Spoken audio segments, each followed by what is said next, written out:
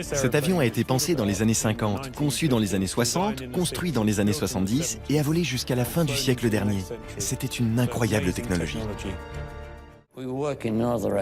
On travaillait sur un autre avion, mais on a rencontré les Français en 1962 et ils étaient très proches de ce que nous avions obtenu. Donc c'est devenu plutôt évident qu'il fallait utiliser nos résultats conjointement pour arriver à faire Concorde.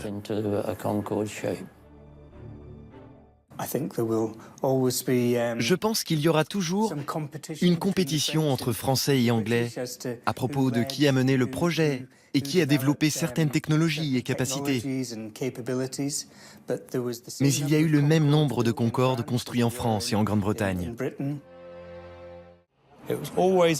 C'était toujours passionnant. À chaque fois que l'on volait sur Concorde, on avait tous le sourire aux lèvres parce que c'était une chose très excitante que l'on attendait avec impatience.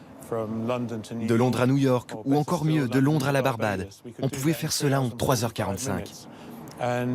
Et c'était un événement sans pause. On ne s'asseyait pas pour se reposer sur nos lauriers. On travaillait tout le temps, du début à la fin du vol. On ne s'ennuyait jamais.